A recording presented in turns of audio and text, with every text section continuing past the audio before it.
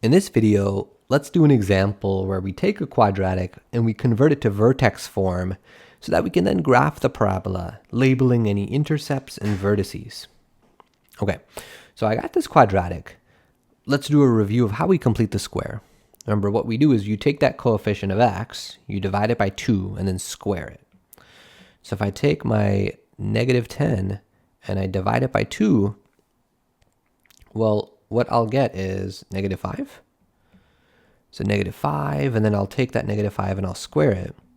So negative 5 squared, and that gives me 25. All right, and now what I'm going to do is I'm going to first add that number. So I'll get y equals x squared minus 10x. I'm going to add 25 to the end of the x terms. With circles, we saw what we did is we also added that number to the other side.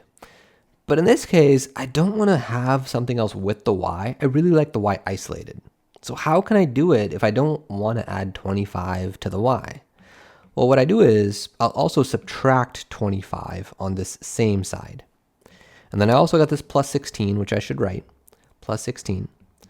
So this is okay because I've just added 25 and subtracted 25, though that's just the same as 0 because these two things cancel. Okay, but I'm not actually going to cancel them for the sake of my algebra. What I'm going to do is I selectively want to put these three together because they should factor as a perfect square. So I'll get y equals, and it should be x, and then something squared.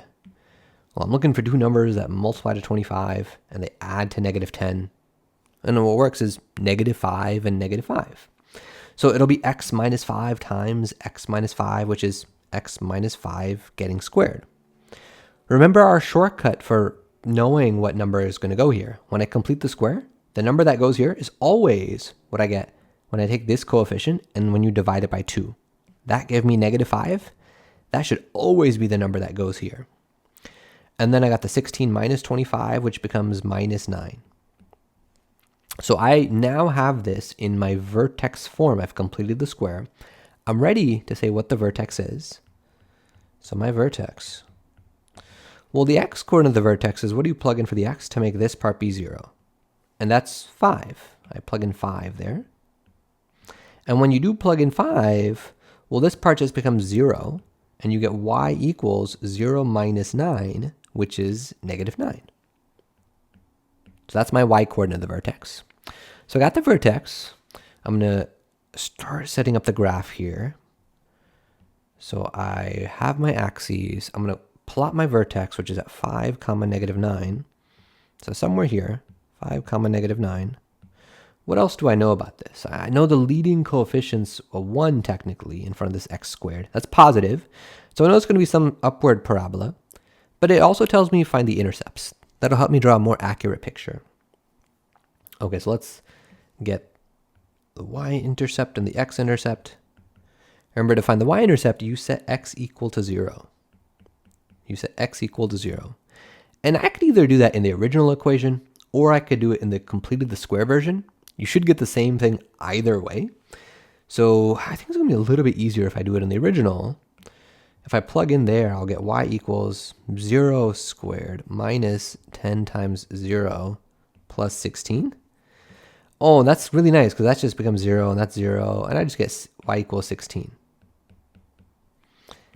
If I had plugged in 0 into this, I would have gotten negative 5 squared, which is 25. And then I have that minus 9, which is also 16. So it would have gotten me to the same thing, and it's not really that much worse. So either one would have been fine. So my y-intercept is at 16. I'm going to go ahead and label that. So y-intercept is at 16. I'll label that as a point 0, 16. That is my y-intercept, 0, 16.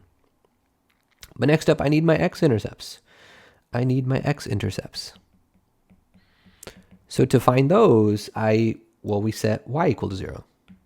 We set y equal to 0. Okay, and I'm going to show how to solve for these in two different ways. So it turns out I can do this either using the original equation or I can do it using the completed the square version. The algebra is almost always going to be simpler with the completed the square version. So if I plug in 0 for the y, I'll get 0 equals parentheses x minus 5 getting squared and then minus 9. And now I can just isolate the x. So first add 9 to the other side. So I get 9 equals x minus 5 getting squared. Now I can square root both sides.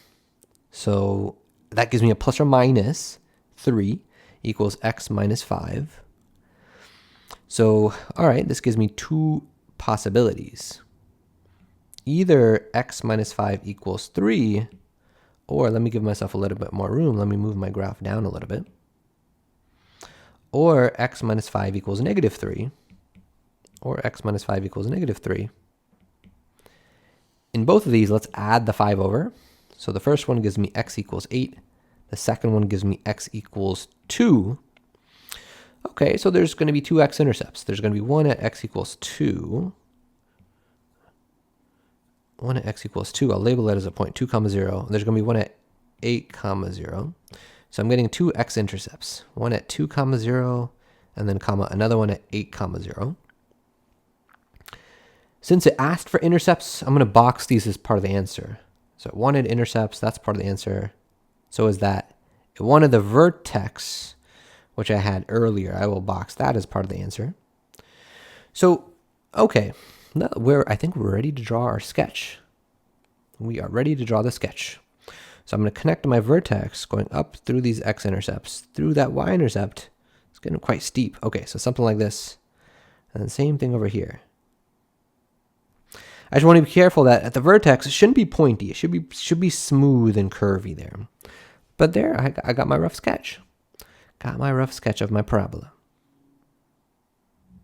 Okay, I mentioned earlier I would also talk about how to find the x-intercepts if I had used the original equation. So let's briefly do that. So if I plugged in 0 for the y there, I get 0 equals x squared minus 10x plus 16. And then this is a quadratic. I could either solve this by trying to factor, and if it doesn't factor or it's hard to, I could do quadratic formula. I want to give you a quick 30 seconds. See if you can factor it. Pause in 3, 2, 1. Pause it and try this. All right, so hopefully you did that. Let's talk about it. I'm looking for two numbers that multiply to 16 and they add to negative 10. So what works is, well, minus 2 and minus 8. So now, this whole thing equals 0. From the first parentheses, I get x equals 2. From the second, I get x equals 8. Well, those are exactly the same answers that I got here. So in this case, I would say plugging into the original is a little quicker because it ended up factoring. But in most situations, it won't factor nicely. And when it doesn't, using the completed the square version will make the algebra better. Okay, but there we have it. Our first example, converting a quadratic to this vertex form so we can find the vertex and graph it with the intercepts.